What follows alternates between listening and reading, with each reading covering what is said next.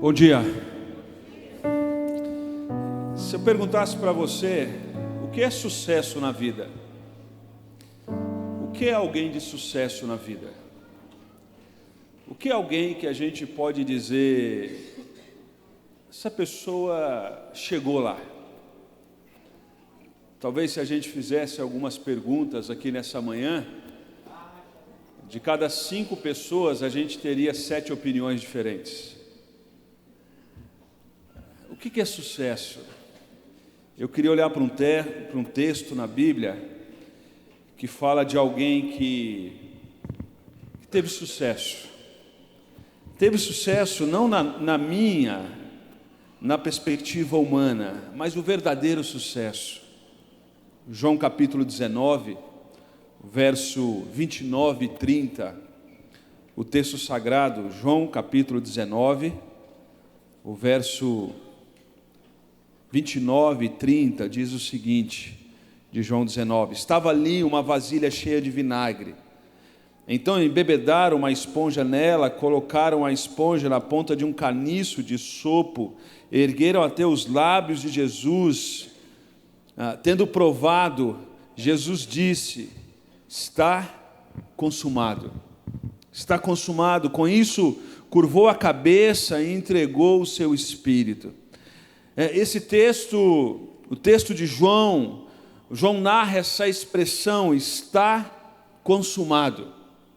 Na verdade, essa expressão está consumado nesse texto poderia ser dito da seguinte maneira: fiz o que deveria fazer, estava no lugar que deveria estar, cumpri aquilo que foi ordenado, cumpri literalmente tudo aquilo que me foi comissionado. Nessa perspectiva e na perspectiva que nos interessa, Jesus está declarando que a vida dele não foi em vão. Ele fez exatamente o que deveria ser feito. Ele cumpriu aquilo que o Pai mandou ele cumprir. E essa expressão, a expressão que é usada aqui, ela é muito ampla, mas a gente pode fazer nessa manhã, à luz daquilo que a gente ouviu, 3 aplicações sobre isso. Essa expressão, a primeira aparição dela, eu queria sugerir para você que tetelestai, essa expressão está consumado, uma palavra só na língua grega, ela, em primeiro lugar, era usada para indicar a conclusão de uma tarefa. Basicamente, uma tarefa entre o pai e o filho. Essa expressão está consumado, tetelestai, esse grito do Senhor. Quando o pai dava uma ordem ao seu filho e o filho a cumpria, ele voltava ao pai e dizia: está consumado, pai. Toda vez que o pai dava uma tarefa ao filho, lembra quando você dá uma tarefa ao filho, o filho volta para você e diz para você: tetelestai, está consumado, pai. Deus deu uma tarefa ao filho. E agora no Calvário o filho volta para o pai, como era o costume daquela época. O filho volta para o pai e diz: pai, eu fiz o que o Senhor mandou eu fazer. Eu cumpri a tarefa.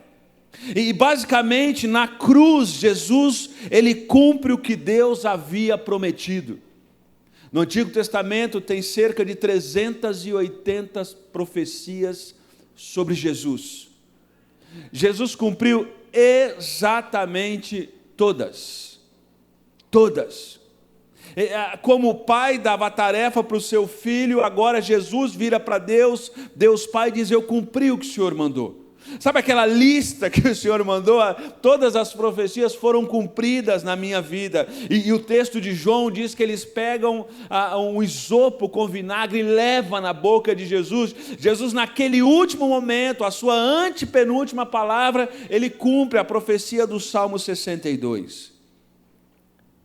Paulo vai reafirmar isso em 2 Coríntios, capítulo 1, verso 20, ele vai dizer: pois tantas quantas forem as promessas de Deus, todas têm em Cristo sim. Cristo cumpre, ele diz sim para todas as profecias de Deus Pai. Por isso também, por meio dele é pronunciado o amém, o início e o fim, para a glória de Deus Pai. Romanos capítulo 8, verso 3, vai dizer: porque aquilo que a lei era incapaz de fazer, por estar enfraquecida pela carne, Deus o fez, enviando o seu próprio Filho à semelhança de homem pecador, como oferta pelo pecado, e assim condenou o pecado na carne. A lei, em todo o Antigo Testamento, Filipenses tem um livro que diz, a Bíblia que Jesus lia, o Antigo Testamento, e Deus agora estipula algumas leis, mas a lei, o cumprimento da lei, o cumprimento do rito religioso, não é capaz de nos levar até Deus. Você já viu aquela expressão que diz assim, todos os caminhos levam até Deus, já viu isso? Isso faz parte desse senso comum mentiroso que existe por aí. Todos os caminhos não levam a Deus. O caminho que leva a Deus é Jesus. A lei não é capaz. O mundo é regido por leis. O cientista que não crê em Deus, Stephen Hawking, ele vai dizer: quanto mais examinamos o universo, mais percebemos que ele de forma algum é arbitrário, mas obedece a leis bem. O universo obedece a leis bem definidas. Existem leis muito bem definidas no universo. E Deus colocou algumas leis. E ele vai continuar, ele vai dizer, o que causa maior impressão, ele vai dizer, o que causa maior impressão é a ordem. A ordem das leis do universo. Quanto mais descobrimos sobre o universo, mais vemos que ele é governado por leis racionais. Quem que está por trás disso? Deixa eu dar um exemplo para você. Eu queria gastar horas explicando essa equação que eu nunca decorei na vida. Uma lei chamada lei da gravidade. A lei da gravidade. Talvez hoje você possa dizer assim, eu não creio na lei da gravidade. O fato de você não crer na lei da gravidade não vai mudar nada do fato de que a lei da gravidade existe. E rapidamente, uma pesquisa rápida, vamos supor que não existisse a lei da gravidade, ou a lei da gravidade resolvesse fazer greve por meia hora.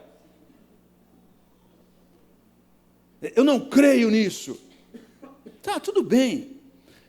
Algumas consequências, por exemplo, para o universo. A Terra e o Sol se despedaçariam e flutuariam pelo espaço. As estrelas iam explodir.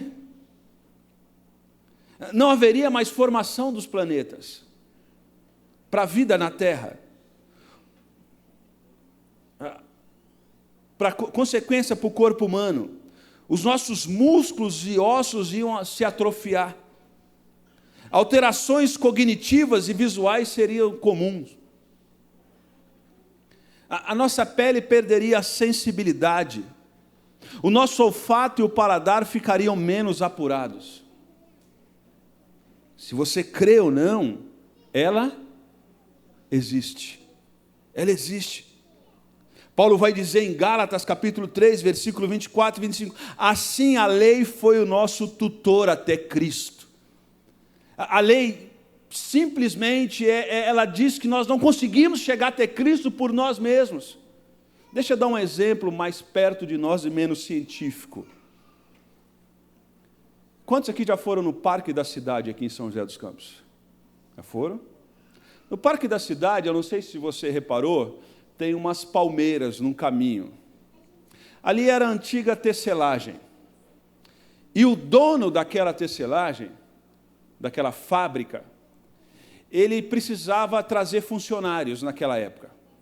E ele construiu casas para os funcionários morar naquele lugar.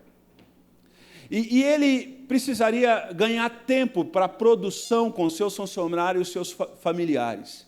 Ele constrói uma escola, ali perto tem uma escola.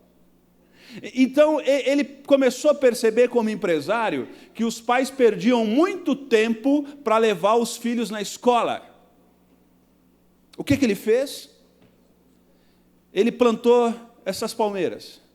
E essas palmeiras delimitavam o caminho da casa dos funcionários até a escola. Essa expressão é uma expressão grega na antiguidade, que era a expressão usada para o pedagogo. Alguém aqui é pedagogo ou pedagoga? O que era o pedagogo? O pedagogo era o escravo que pegava a criança na casa da criança e levava até a escola. Essa era a origem da palavra pedagogo. Aqui em São José, no parque da cidade, para que ganhasse tempo e sinalizasse aonde as crianças iam aprender, ele constrói um caminho, e nesse caminho ele coloca as sinalizações, para que as crianças pudessem andar no meio das palmeiras e não errasse o caminho até a escola. A lei, ela é o tutor, elas são as palmeiras, mas a lei não nos salva, quem nos salva é Cristo. E essa é a lei, essa é uma lei que o homem tem insistido em desrespeitar. Qual é a lei que o homem tem insistido em desrespeitar? Pois o salário do pecado é a morte. É a morte. Essa é uma lei estipulada. O que a gente tem por consequência do pecado dos nossos pais? A morte. A lei nos separa, e isso acontece. Agora, na cruz do Calvário, Jesus cumpre todas as promessas, a lei é despedaçada, e agora a gente chega na escola sem precisar olhar para as palmeiras. Dá para entender isso? Não olhe para as palmeiras e muito menos para o Palmeiras.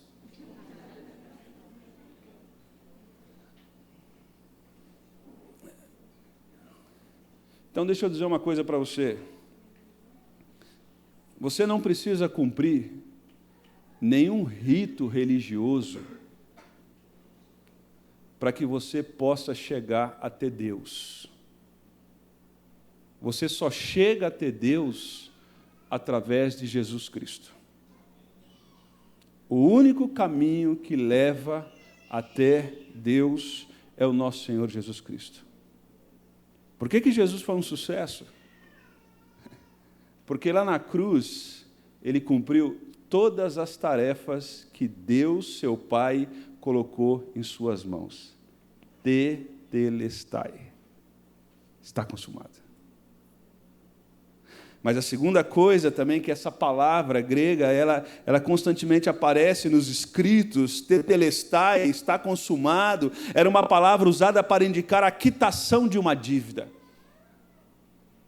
Eu não sei se você cresceu nessa época, eu cresci numa época onde os meus pais tinham a caderneta na venda. E a gente ia comprar e ele anotava na caderneta. E quando você pagava a conta do mês, ele vinha com um carimbo na caderneta e carimbava pago. Essa expressão, quando alguém comprava um bem, uma propriedade, pagava totalmente o valor devido, tinha um selo, tinha um carimbo, e colocava sobre o documento, indicando que aquela dívida foi plenamente paga, não tinha nenhuma parcela mais para pagar. É essa expressão que Jesus está usando. Na cruz, Jesus pagou a dívida que tínhamos com Deus. Colossenses capítulo 2, verso 14, vai dizer que Ele cancelou a dívida escrita que consistia em ordenança e que nos era contrária, e removeu essa dívida pregando-a na cruz. A cruz de Cristo revela que Jesus pagou a dívida que eu e você nunca teríamos condições de pagar. A Páscoa celebra isso. O Tim Keller vai dizer, no livro Deus Pródigo, ele vai dizer, em qualquer relacionamento onde existe algum dano ou prejuízo, o custo precisa ser pago por alguém. Tem que ser pago por alguém. E Jesus escolheu pagar esse preço no meu e no seu lugar. Sabe a caderneta, as dívidas que nós tínhamos? Jesus pagou ela por nós. A gente tem costume de falar das pessoas ou descrever as pessoas pelos seus vícios ou por suas virtudes. Fulano é um drogado. Fulano é um bêbado. Ou fulano estudou em tal faculdade. Fulano tem tal formação. E aí a gente começa a tratar as pessoas em função das suas virtudes ou dos seus vícios. para poder ter algum tipo de afirmação sobre essas pessoas ou essas pessoas sobre nós. A nossa identidade, preste atenção, a nossa identidade não está nas nossas virtudes nem nos nossos vícios. As nossas virtudes estão no fato de que Jesus pagou o preço por nós na cruz do Calvário. E na nossa caderneta da vida, as nossas virtudes, nem os nossos vícios, vão marcar pontos ou diminuir pontos com Deus, porque já tem um carimbo na nossa caderneta de quando a gente comprou e não conseguia pagar, alguém pagou e carimbou. Está pago. Está pago. Está pago. Mas não só isso. A terceira observação sobre essa expressão, está pago, está consumado. Teletestai era uma palavra usada para indicar a posse plena sobre uma propriedade. Quando você comprava uma propriedade, você ia lá no cartório de Jerusalém, não tinha cartório, só estou ilustrando, tá bom? Você ia lá e aí você pegava o seu documento. Aqui na nossa cultura a gente tem a escritura da casa. E enquanto você não tem a escritura na sua mão, aquele bem não tecnicamente aquele bem não é seu.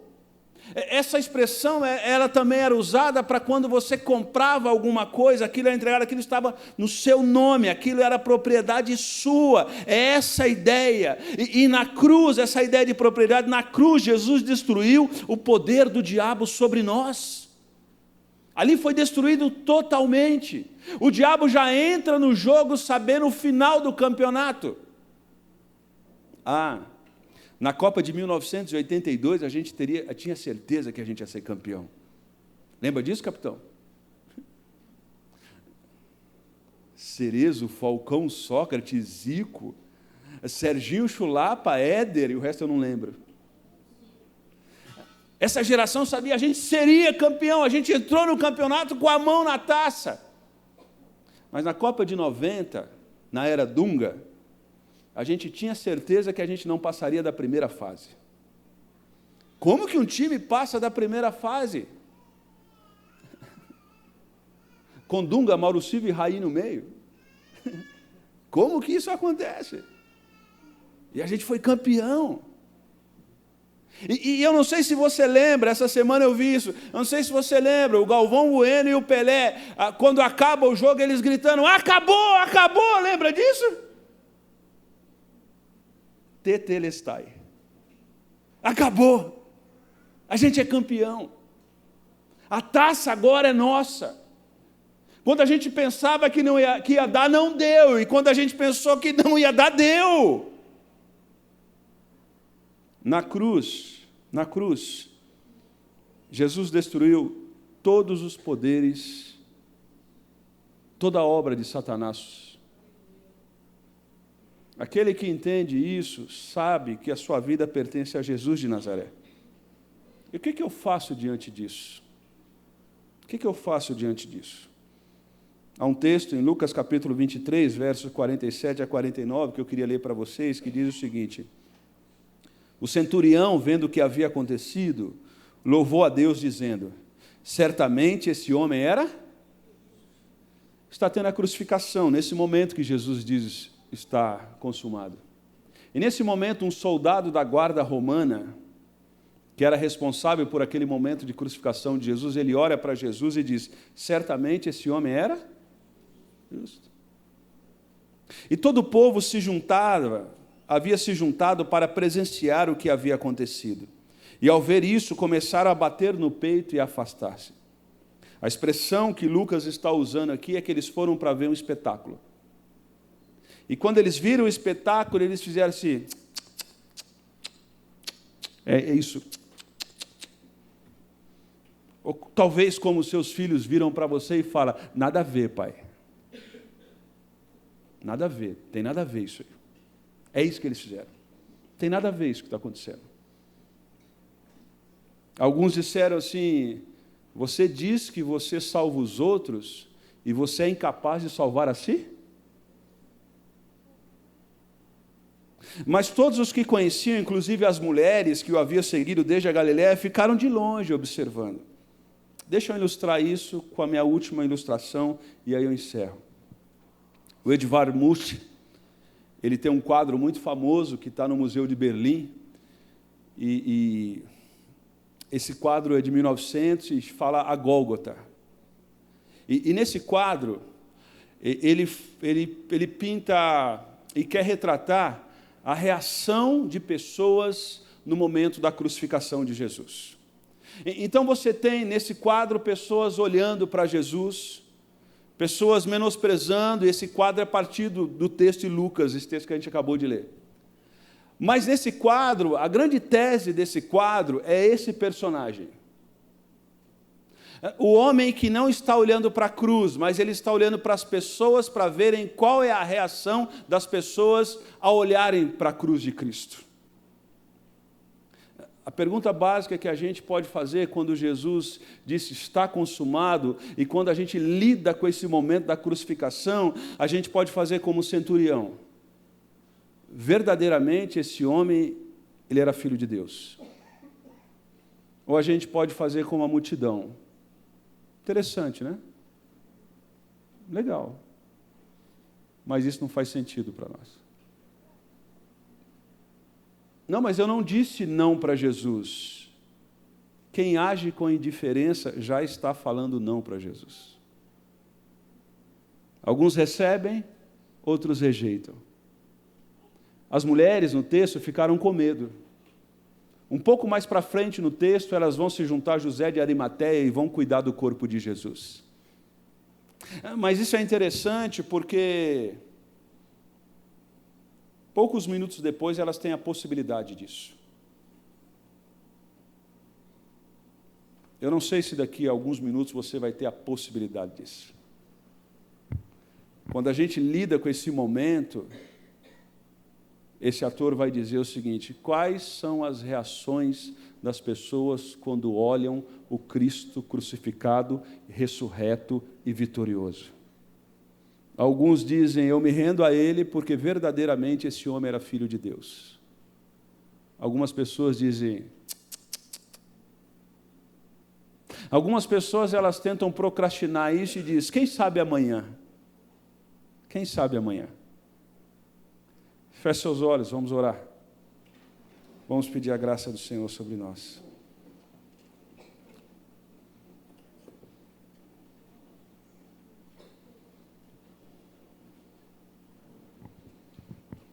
O que é sucesso para você? Sucesso na sabedoria bíblica é crer em Jesus como Filho de Deus. Sucesso é crer em Jesus como Filho de Deus. A quem você vai emprestar os seus ouvidos? A cultura que cerca ou a sabedoria bíblica? E diante da Gólgota, diante da cruz, a gente se submete a esse Cristo e diz verdadeiramente, o Senhor é o Filho de Deus, eu creio no Senhor e no Senhor eu entrego a minha vida. Ou a gente passa e só vive esse momento como mais um espetáculo. É mais um que foi crucificado. Quem anda indiferente a Jesus rejeita a pessoa de Jesus. Esta manhã você pode dizer, Senhor, eu não quero viver indiferente à sua existência, à sua obra e ao seu plano. Eu preciso me submeter ao Senhor. Eu preciso crer no Senhor como Salvador da minha vida, como Senhor da minha história. E um dia, os meus olhos e os seus olhos fecharão para a história e vão abrir para a eternidade. E quando isso acontecer, o que nos garante a vida eterna é o fato de que cremos em Jesus como Filho de Deus. Cremos nele como aquele que pagou aquela dívida que existia na caderneta. E um dia na nossa história, não adianta a gente olhar para Jesus, olha, eu olhei as palmeiras que estavam na estrada. Eu olhei as sinalizações, não é a sinalização, é a pessoa de Jesus. É o próprio Cristo Jesus. Ah, eu não creio nisso. O fato de eu não crer não isenta o fato de que isso existe, um dia vai acontecer. Diante da Gólgota, diante do Cristo, eu me submeto ou eu rejeito? Que Deus nos abençoe nessa manhã a nos submeter a Jesus. Não nos submeter a Jesus para escapar do inferno, não é isso. Mas nos submeter a Jesus porque Ele é o único caminho que nos leva a Deus. E só nele eu consigo ter sentido para a minha existência, abre aspas, sucesso diante de Deus. O sucesso dado pelo homem, qualquer plano de governo vai roubar. Qualquer problema no mercado financeiro vai levar. Mas aquilo que Deus nos deu, foi pago e ninguém vai tirar de nós. É assim que nós oramos, ó Deus. É assim que nós cremos. É assim que queremos viver. Em nome de Jesus. Amém.